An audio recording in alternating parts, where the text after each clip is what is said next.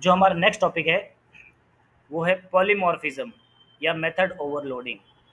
Method overloading क्या होता है, उससे पहले हम कुछ बातें मेथड्स और फंक्शंस के बारे में जानते हैं। तो अब एक मैं एग्जांपल आपको बताता हूँ। सिंपल सा एग्जांपल है, यहाँ पर एक फंक्शन है जिसका नाम है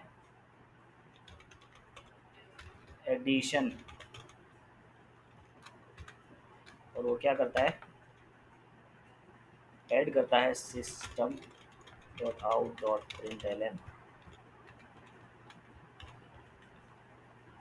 ऐड करता है ए प्लस बी की वैल्यू को ऐड करता है। यहाँ पर वैल्यू वेरिएबल बना लेता हूँ, integer A is equal to 10, integer B is equal to 15। आगे मैंने वॉइड नहीं लिखा, वॉइड लिखना जरूरी है, वॉइड और एडिशन कर देगा। यहाँ से मैं इसका एक ऑब्जेक्ट बनाता हूँ, सब चैप्टर 2। आप पूछोगे सर दूसरी क्लास में बार बार क्यों बना रहे हो, तो यही हमारा तरीका है, यही प्रोग्रामिंग का तरीका भी होता है कि जितना भी काम है, जो भी हमको काम करना है, वर्क करना है, जितने भी कैलकुलेशन करनी हो, हम अलग क्लास में ही करने वाले हैं।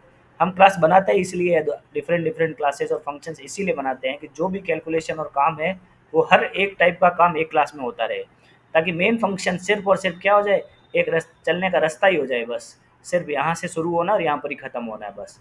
तो अगर बहुत सारी क्लासेज है और मेन फंक्शन उसका लिंक नहीं है, तो हमने उस क्लास में बहुत सारा काम किया होगा पर लिंक नहीं है, तो वो क्लास आगे एक्सेस में नहीं आएगी, तो हमारा बहुत सारा काम भी छूट जाएगा। तो ये ध्यान में भी रखना है। चैप्टर 2 और इसका ऑब्जेक्ट का नाम दे देता हूँ एड ऑब्जेक्ट, तो यार फिर बहुत सारे सेम हो जाएंगे। ऑब्जेक्ट का नाम दे देता हूँ, ऑब्जेक्ट भी नाम नहीं देंगे, क्या नाम दे देते हैं, चैप्टर 2 नाम दे देता हूँ उसको, इज इक्वल टू न्यू सब चैप्टर 2। और अब मैं क्या करता हूँ, चैप्टर 2 डॉट एडिशन को प्रिंट करता हूँ। तो ए प्लस बी प्रिंट हो जाना चाहिए, ए में 10 है और बी में 15 है, तो वैल्यू क्या प्रिंट हो जानी चाहिए, 25 वैल्यू प्रिंट हो जानी चाहिए, और जो हो भी रही है।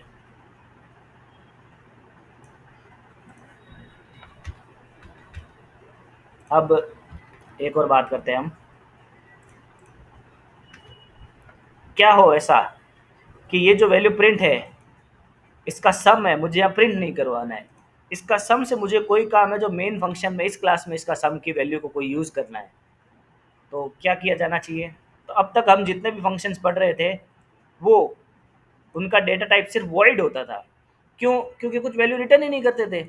अब हम क्या करेंगे, इनके डेटा टाइप को बदलने की कोशिशें करेंगे। बदलने की कोशिशें करने से पहले मैं आपको कुछ चीज़ें बता देता हूँ। ये जैसे फंक्शन है जिसका नाम है वॉइड एडिशन, इसकी बॉडी है ये फंक्शन है और ये आगे इसका डेटा टाइप है।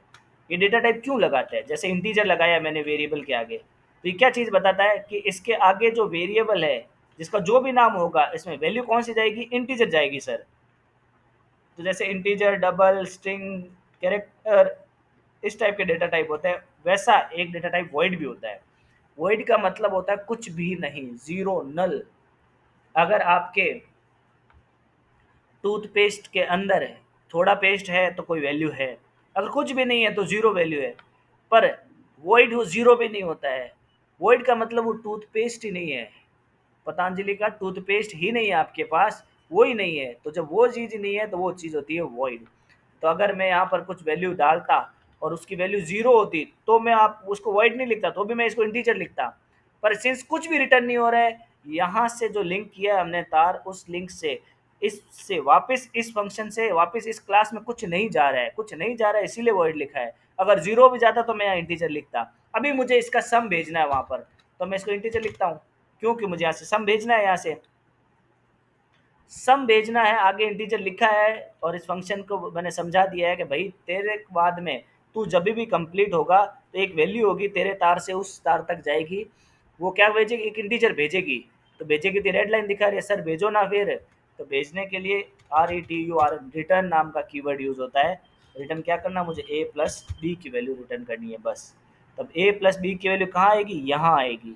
तो जैसे ही मैंने ऑब्जेक्ट बनाया और इसको कॉल किया इस फंक्शन को, चैप्टर 2 डॉट एडिशन, तो चैप्टर 2 डॉट एडिशन कॉल होगा तो साथ में वापस आते समय एक वैल्यू भी लेके आएगा। तो वैल्यू लेकर आएगा, तो वैल्यू को स्टोर करने के लिए एक और जगह हमें इस क्लास में भी चाहिए। Integer sum is equal to, अब जो भी वैल्यू इसमें आएगी वो किस में चली जाएगी, सम में चली जाएगी, और इस सम को मैं क्या कर देता हूँ, आउट डॉट प्रिंटलन, सम को करवा देता हूँ प्रिंट।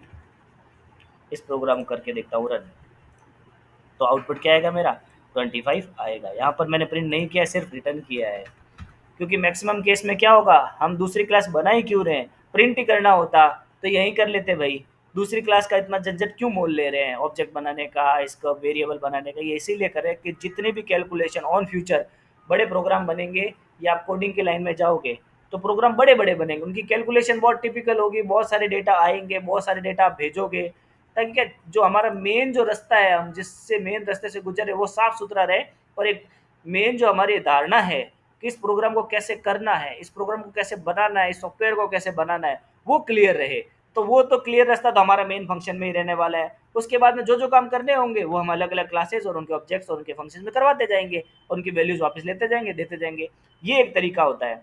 तो ये तरीका तो मैंने आपको समझा दिया है कि यहाँ से इस फंक्शन से वैल्यू इसमें कैसे गई, इस फंक्शन की वैल्यू यहाँ कैसे आएगी, वो मैंने अभी थोड़ी देर पहले ही किया है।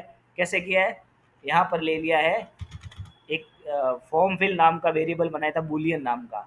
वो वेरिएबल क्या करता है, जैसे यहाँ पर मैं क्या करता हूँ, इंटीजर लिखता हूँ मल्ट, मल्ट नाम का इंटीजर मैंने लिया है, जो क्या करता है, यहाँ से वैल्यू लेगा और यहाँ भेजेगा। तो सर मल्ट नाम का वेरिएबल यहाँ से तो यहाँ आ रहा है, पर ये क्या है, रेड लाइन क्यों दिखा रहा है, सर आप भेज तो रहे हो पर सामने वाला रिसीव नहीं कर रहा है। तो रिसीव करने के लिए मुझे यहाँ पर भी इंटीजर MULT, नाम क्या मल्ट ही हो सकता है, नहीं सर मल्ट नहीं हो सकता, नाम अपनी मर्जी से आप डाल सकते हो कुछ भी, यहाँ पर ऐसे वैल्यू डालने की ज़रूरत नहीं है। यहाँ पर आप चाहो तो ऊपर एक इंटीजर MULT बनाकर उसमें वैल्यू डाल लो 3, या फिर यहाँ पर लिख दो MULT मल्ट, या फिर आप चाहो, नहीं सर मैं डायरेक्ट 5 लिखना चाहता हूँ, वेल एंड गुड है, कोई एरर नहीं है, आप 5 लिख दो डायरेक्ट। अब ये जो वैल्यू आई है इसको मैं यूज़ भी कर लेता हूँ, खाली लेने से क्या मतलब होगा, यूज़ किया है तो मैं जो भी सम है मेरा उसको किससे मल्टीप्लाई कर देता हूँ, मल्ट से मल्टीप्लाई करके रिटर्न कर देता हूँ। भाई यू आया है इस, तो इसको यूज़ भी तो करते हैं। अब इसको देखते हैं क्या आउटपुट आता है। तो A+B का आउटपुट हमारा क्या था, 25, 25 इंटू 5 125। तो इसका मतलब है कि हमने दोनों रास्ते देख लिए हैं, एक तो यहाँ से वैल्यू जा रही है और एक यहाँ से वैल्यू यहाँ पर आ रही है। तो जो यहाँ से वैल्यू जाती है उसको आर्ग्यूमेंट्स बोलते हैं, इसके आर्ग्यूमेंट में वैल्यू आई है।